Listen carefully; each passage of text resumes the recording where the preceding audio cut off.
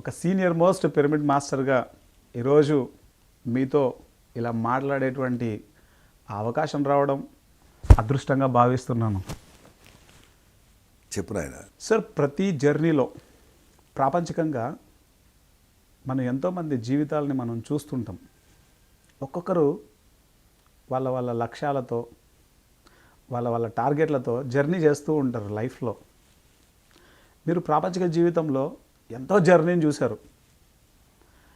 కొన్ని వందల మందిని, వేల మంది మనుషులతో మీరు ఇంటరాక్ట్ అయి ఉంటారు మీ యొక్క ఎంటైర్ ఎక్స్పీరియన్స్లో.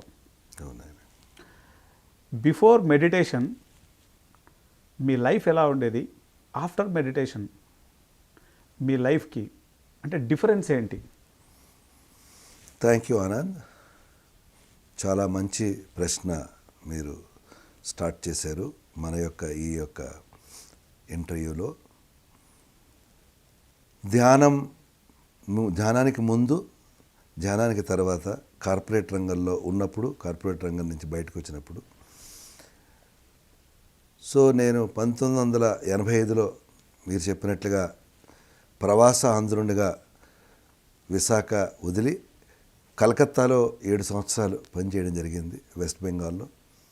దాని తర్వాత బాంబేలో 10 సంవత్సరాలు ఉండడం జరిగింది. దాని తర్వాత గత 16 సంవత్సరాలుగా ఢిల్లీలో ఉంటున్నాం. సో మోర్ ఆర్ లెస్ నేను ప్రవాస ఆంధ్రుడైనప్పటికీ తెలుగు భాష మనది అయినప్పటికీ కూడా ఉద్యోగరీత్యా వేరియస్ రాష్ట్రాల్లో పనిచేయడం జరిగింది. నాకు ఈ ధ్యాన పరిచయం నేను ఢిల్లీలో ఉండగా 2008లో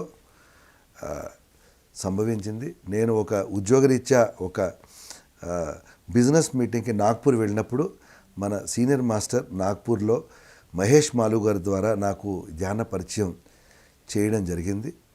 దాని తర్వాత నేను అంచెలంచెలుగా ధ్యానం గురించి తెలుసుకోవడం, ధ్యాన ప్రచారం ఇవన్నీ సాగుతూ వచ్చాయి.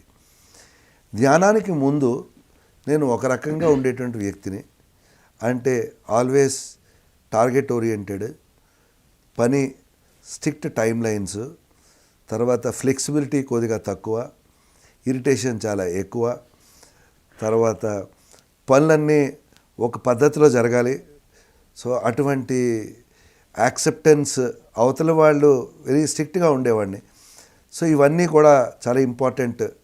ఎందుకంటే గోల్ అచీవ్ చేయాలంటే టైం లైన్స్ ఉండాలంటే కార్పొరేట్ సెక్టర్లో everything is related to money, everything related to at the end of the day bottom line. So spiritual జర్నీకి వచ్చిన తర్వాత, ఆధ్యాత్మిక ప్రపంచంలో అడిగిన తర్వాత, ధ్యానాన్ని అలవడుచుకున్న తర్వాత నాలో రకరకాల మార్పులు జరిగాయి. యాక్సెప్టెన్స్ అనేటువంటిది, అవతల వాళ్ళనితో కలిసి పనిచేయడం ఎట్లాగా, మనలో ఉన్నటువంటి తత్వమే వారిలో ఉంది అని అర్థం చేసుకోవడం, అది అంచెలంచెలుగా నేను ధ్యానాన్ని పెంచుకుంటూ పోవడం ద్వారా, ధ్యాన మిత్రుల ద్వారా, వేరియస్ క్లాసెస్ ద్వారా. ఎందువల్లంటే నేను ప్రవాసాంధ్రం కాబట్టి మన ఆంధ్ర మాస్టర్స్ ఎంతోమంది నార్త్ ఇండియా వచ్చి ప్రచారానికి, వారి సహాయ సహకారాలు లేకపోతే నార్త్ ఇండియాలో మేము ఇంత పని చేయడానికి అవకాశం ఉండేది కాదు. నేను మొట్టమొదటి అందరు మాస్టర్స్కు సౌత్ నుంచి వస్తున్నటువంటి ఆంధ్ర అయితేనే, తెలంగాణ అయితే ఇప్పుడు 2 రాష్ట్రాలు అయిపోయి, అట్లాగే బెంగళూరు నుంచి వచ్చిన మాస్టర్స్ అందరూ ఎంతో మాకు సహాయం చేశారు. వాళ్ళ సహాయం వలన మేము ఇంకో స్టెప్ పెరగడానికి ఎంతోగా ఉపయోగించింది. ఎందుకంటే మన PSSM south India based organisation కాబట్టి, సో డెఫినెట్గా సౌత్ ఇండియాలో ఎక్కువగా ప్రచారంలో ఉంది.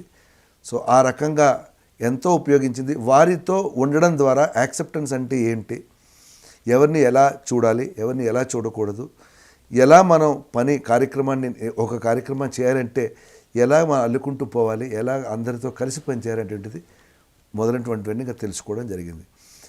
నేను ఆ ప్రయాణంలో ఇంకా ఎదుగుతూనే ఉన్నాను.